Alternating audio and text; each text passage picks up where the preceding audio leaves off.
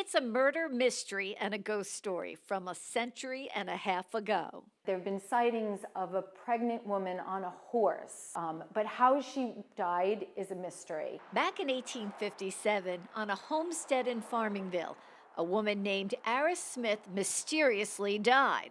And instead of being buried in the churchyard, a hole was dug in a farm field. We think she might have been buried just west of the Bald Hill Schoolhouse, and supposedly with her horse. It's a murder mystery that the Farmingville Historical Society is asking community members to help solve. It was a way for us to engage the community by creating a contest here, a little challenge. Many Long Island historical sites, museums, and other points of interest that relied on community participation to raise funds for their operations have struggled during the pandemic.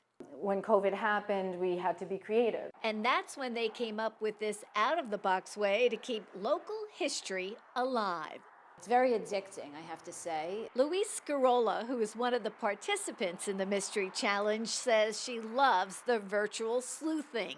I enjoy researching, I love a challenge, I love a puzzle, so I got into it. Besides the Murder Mystery Challenge, the Farmingville Historical Society also offers a virtual online field trip right here at the Bald Hill Schoolhouse, built in 1850. And you can see things like this, a lunch pail that the kids used to carry. Any school can log into and learn about the history of one-room schoolhouses. Meanwhile, Louise keeps digging up old dirt and new clues on a mystery that has never been solved.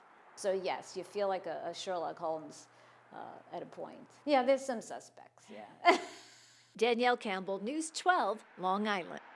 I think she's on to it. Well, there is a $100 prize for the person who comes up with the most clues that help the Farmingville Historical Society solve that murder mystery. If you want Culture. Hi, News 12.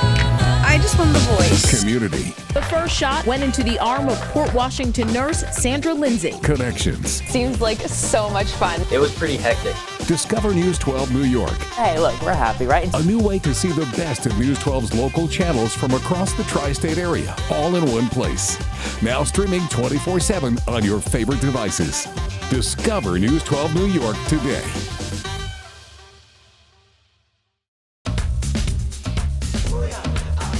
This is Our Lives. I'm Gwen Edwards. If the pandemic brought anything to light, it has brought to light disparities in the health care system. My guest today has more details. Dr. Maria Hernandez is the president and CEO of Impact for Health, and we want to thank you for joining us. Thank you so much, Gwen. And there have been horror stories concerning the disparities that Black and brown people and those of low income have suffered during the pandemic. Absolutely, Gwen. And I think it's important for everyone to appreciate that these inequities have existed for a long time. And for many years, we've been documenting some of the specific inequities that impact women of color. The one that I'm wanting to share with you right now is that Black women are 3 times more likely to die in pregnancy. We've known that for several years now. And also we know that Black women are 42% more likely to die from breast cancer. So before the pandemic, before all of this, we already knew that there were these inequities. And I think the pandemic in some ways is a mixed blessing to be able to just say, finally, we need to do something about this. What should we as patients do? Speak up, of course, and advocate for ourselves, but what else do we need to do to get the system a little more on equal ground? Well, first and foremost, we need to know that right now in particular, the systems are overwhelmed. There's a lot of different types of programs and activities out there to try and make sure people with chronic disease can actually go get the care that they need.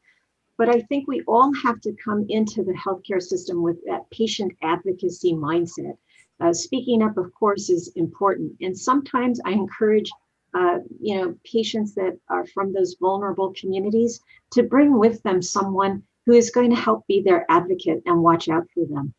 When that's not possible, I think it's important for all of us to know what are some of those statistics, know something about how to navigate your healthcare system, because it's very complex at times.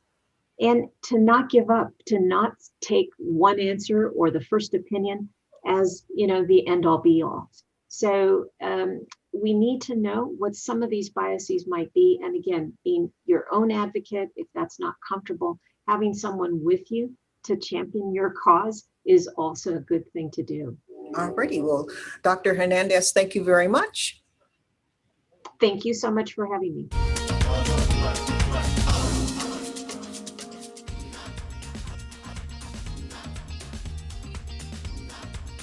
In Westport is doing what it can to comfort customers amid the pandemic.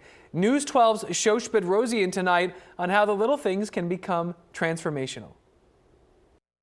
Caution turned to comfort. We wanted, a real feel-good place from beginning to end. Feel good, but also feeling safe. Some may be hesitant to get their haircut, but Salon Dada in Westport will assure you otherwise. Heather, you can come like this down. Located on Post Road East, Salon Dada opened its doors in December after being delayed for several months due to the pandemic. The co-founders say the salon gets its name after the Dadaism art movement after World War I. And it couldn't be more parallel a time to what we're facing now. Enter Dada 2021. At a time when getting a haircut for some may be a rarity, Salon Dada says it's important to treat yourself. It's actually a form of therapy getting our hair done, you know what I mean? It's uplifting. And, just to offer the little bit touch of luxury that we're missing these days, something we all need. The large, open floor plan to socially distant chairs. Customers say it's the perfect mix. I love getting my hair washed and done in the salon and being done. I think they do an excellent job at being COVID safe and sanitizing. Customers tell me looking into this mirror and feeling good is an important feeling, but knowing they're safe with dividers just like this one is the full package. Spraying everything down, taking the proper measures to keep people safe and comfortable. Salon Dada is operating at 40% capacity to keep customers safe and say once you feel ready to get back into the chair, we're going to be ready for it. In Westport, Shosh Bedrosian, News 12 Connecticut. The salon prides itself on having a zero-tolerance policy for criticism, ridicule, or gossip, and says these values are embedded in them. To other news on our island, a special celebration for one West Babylon 12-year-old who recently recovered from a kidney transplant.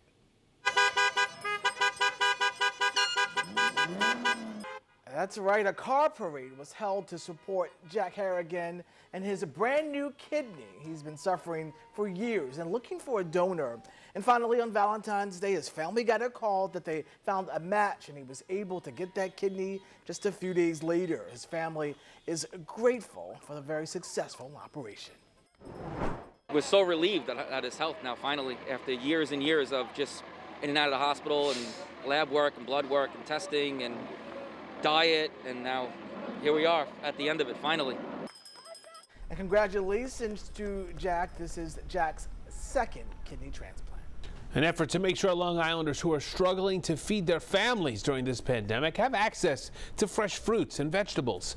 News 12's Andrew Enger tells us about a farmers market held today for food banks. Every day is a busy day at the Pronto Long Island Food Bank, but today was extra special as the agency got a massive donation of fresh fruits and vegetables. Everything is healthy. I get fruits, vegetables. Sharon Toledo was laid off at the beginning of the pandemic and since then relies on Pronto to fill the nutrition gaps for her and her 4 children. Every little piece helps. The large pallet of carrots, mangoes, and other vegetables came from Long Island Cares, the regional food bank that helps supply many local pantries like Pronto. Today was the food bank's first farmers market of the year for as many as 45 aid agencies across the island. Over 40,000 pounds of fresh food was given out for distribution to Long Island's hungry today. A New York State grant helped foot the bill. Fresh fruits and vegetables aren't as plentiful as other staples at food banks, so today was extra special and important. So our ability to provide fresh produce, fruits and vegetables, the proteins and the dairy, helps them establish a balanced diet, because when you're food insecure, you're just not eating the best way you possibly can. And what makes this fresh food donation even more valuable is that Pronto says they're feeding twice as many people as they were before the pandemic began. Just last month, we fed 8,000, and we went as high as almost 14,000 people in a month. Sharon Toledo says she tries to keep a balanced diet for her kids, but it can be hard. This, she says, makes a huge difference. I'm truly blessed. When I go home, it feeds my family, and that's all that matters. It puts food on the table. In Bayshore, Andrew Enger, News 12 Long Island.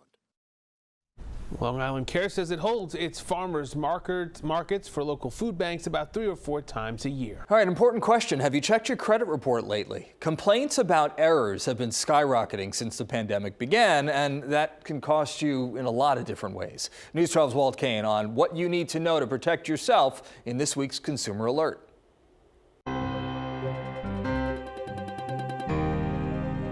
And when I looked, I went, wow. I says, how could my credit score drop from like the high 800s to 6? Roseanne Palmieri wanted to borrow money for some home improvements, but was shocked to learn her credit score had dropped by 200 points. Couldn't understand it. I says, how am I going to apply for a loan and get the good interest rates now? I might not even get the loan. She says she disputed a fraudulent charge on her credit card. Somehow it had gotten reported as a bad debt. But to drop it by almost 200 points? I says, that's ridiculous. And first of all, really had no business reporting that until it was resolved. The Consumer Financial Protection Bureau says there were nearly 200,000 complaints about bad information on credit reports last year, almost as many as all other complaints combined. Palmieri's credit card company fixed her mistake, but it's not always that easy. There's more of a chance of bad information being put on your credit report then there is a chance of them fixing it. It's a mess. Ed Merzwinski with the Public Interest Research Group says one mistake on a credit report can have serious consequences. If you've got a bad credit report and you can't get it fixed, you'll either pay more for credit or be denied credit, or you could even be denied a job. PIRG hopes that under the Biden administration, the CFPB will crack down on credit reporting agencies posting bad information. But in the end, it's up to all of us to make sure that what's in our credit reports is accurate. Here's how you can do that. Check your credit report often. You can get one free report a year from each of the major reporting agencies at annualcreditreport.com. If you see an error, contact each agency, point out the mistake, and provide evidence. If the problem isn't fixed, consider taking legal action against both the credit agency and the company that reported the bad information. Sometimes you should see an attorney before you write your letter because it may be a complicated matter that you need help trying to figure out how to document your dispute and make sure it's articulated appropriately, and that's fine. But legal action can't be taken until the credit reporting agency and the furnisher has an opportunity to correct the information. And that's your Consumer Alert. I'm Walt Kane. Those facing homelessness, substance abuse, and mental health treatment often face hurdles with healthcare and healthcare education. Nearly 100 clients and staff from Patterson's Eva's Village and Covenant House, New Jersey, receive COVID-19 vaccines at Riverside Medical Group in Secaucus. There's a lot of facts out there in the media, in the social media, online, and we just want to make sure we're giving them the right ones so they can make the right decisions, and really kind of getting them access, and that's what today's about.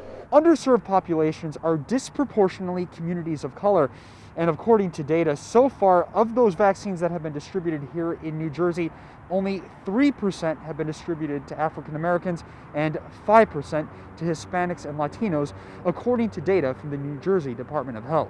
And vaccine supplies nationally and locally have not met demand, but with the release of Johnson & Johnson's COVID-19 vaccine, access to underserved communities is expected to increase. This vaccine only is one dose, right? So as far as access goes, that significantly helps when in getting it to as many arms as possible and getting people fully vaccinated. At the event, COVID-19 vaccines are being distributed to groups 1A and 1B, including those with certain medical issues like a BMI greater than 30 and for smokers. 65 patients and 20 frontline workers from Eva's Village are getting vaccinated at the event with the goal of reopening much-needed services to the Patterson community. This will help save patients' life. This will help decrease the transmission of the virus and hopefully at one point get us back to where we were at Eva's Village as well and open up some of the programs at Eva's Village. Riverside Medical Group expects to continue providing COVID-19 vaccines for underserved groups for at least the next couple weekends. In Secaucus, Keith Kosinski, News 12 New Jersey. Eva's Village says its indoor super kitchen served about 700 free meals a day before the pandemic. They believe the vaccines will bring them a step closer to reopening. An amazing milestone for a local department store, the Macy's over in Parkchester in the Bronx, celebrating 8 decades of being in that community. News 12's Arnold Davik speaking with Bronxites over there about the store and its history. For people who live in Parkchester, this Macy's department store is well known. It's an important, I feel, landmark to be here in Parkchester, especially. This year is the store's 80th anniversary. It opened back in 1941. It has residents and customers that live nearby who have generations of family who have visited our store. People who have lived in Parkchester for a long time say they've been coming to this Macy's for decades. I've lived here 39 years, and I love it because it's convenient. And I'm usually here every day. Customers tell me it has a neighborhood feel to it. My husband come here a lot and buy a lot of perfumes from us. So we have certain people that as soon as he come in, they're like, hey, Dion, I'm over here. Many of the employees, some you see here, are from the surrounding community. We hire locally, so again, we've had people who've been here forever. Residents tell me it's a popular store because it has such a wide variety of items, and while times have been hard during the pandemic, they would hate to see this place shut down. Because I know a lot of stores are closing, so I hope it remains, otherwise the community will be at a loss. Store officials say they're proud of the milestone and hope to celebrate by continuing to serve the neighborhood. In the Parkchester section of the Bronx, Arnold Davik, News 12. Police officers Anthony Stewart and Bobby Glover Jr. are part of the NYPD's highway unit. The leather jacket, the boots. I like the fact that they're sharp, always ready to go. Officer Glover, a Queens native starting out his career as a member of the department's cadet corps. Really set me on a path to become the police officer that I am today. Officer Stewart, born in Brooklyn and working in the borough, following in the steps of his late godfather. All of his friends who were police officers, they were not black. Good people, but they weren't the same color as him or me. He says these days things are much different. While his godfather is no longer here, a piece of advice he once shared has stayed with him. If you're going to be a cop, always be honest and treat people like you want your mom and dad to be treated if they ever get stopped. The officers say one of their major roles in the highway unit is enforcement, but one of the most enjoyable for both, getting to know their community. Good morning, sir. How do you do? I try to make a new friend every single day. Wonderful day, sir. Thank you. I have fun. I go to schools. I partake in activities with kids, and it's one of the most rewarding jobs that I've ever had. With the goal of humanizing the badge. You know, you have some out there that might, where something might happen every once in a while, but that doesn't make us all bad. Both officers say they hope to inspire kids to go for their dreams the way they did. I did it. You can do it. In Brooklyn, Katie Lasso, News 12. Audrey Hepburn and her perfectly coiffed hair stares adoringly across the table to her unlikely dining partner, Michael Strahan. This is a great way to bring people into a restaurant. In the next room, a wax Jimmy Fallon taking some tea, occasionally interrupted by fans who approach his table for a photo. I mentioned it to my friends, so I think that was maybe why I wanted to come today. By the entrance, John Hamm is hanging out by the bar, drink in hand, gazing at the guests coming in for dinner. And Al Roker stands by the stairs, ushering diners to the second floor. It's a way to fill up some space due to limited indoor dining capacity. And although diners are asked to keep their distance from each other, there's no harm in pulling up a chair to snap a selfie. It's part of a partnership with iconic museum Madame Tussauds, who loaned the celebrity figures to the restaurant for a few days to help fill their empty seats and add some intrigue to the historic eatery. People are loving it. Our customers love it. They're taking pictures with it, interacting with it. They scare people every once in a while, but, it's all in fun and, just gives us something to laugh about and have a good time with for a couple days. And the excitement is there. Diners say getting 2 New York experiences in one is part of the fun. This is honestly the most exciting thing we've gotten to do in a while because there's really, you can go out a little, you sit outside, but we can't really do things like this. And I think it reminds you why living in New York City is so great. Managers here say the figures arrived last Wednesday, and the final day to enjoy dinner with them will be Monday night. In Williamsburg in Brooklyn, Hannah Klieger, News 12. Jerry Matisow and Valerie Sloan are battling the COVID-19 pandemic one vaccine appointment at a time. I just wanted to confirm your appointment. We got you set to go to Stony Brook location. The two stay-at-home moms from Armonk spend at least 5 or 6 hours a day making vaccine appointments for senior citizens who may feel challenged or confused by the online process. About 2 months ago, I started booking for some 65 and older relatives, so my parents, my great aunt, and whatnot, and then it turned into, I have a friend, she's having a hard time navigating the internet, can you help her? So far, the dedicated pair have set vaccine appointments for more than 100 people who are over the age of 65. Their services, free of charge. It's just really rewarding when you get somebody an appointment and you see how happy they are and you see how good they feel and they're so grateful. So you just want to keep doing it and keep helping more people. And helping people is what it's all about. And what has become a labor of love that has generated vaccine appointments for seniors living throughout the Hudson Valley, New York City, and Long Island. In Armonk, Carol Wilkinson, News 12.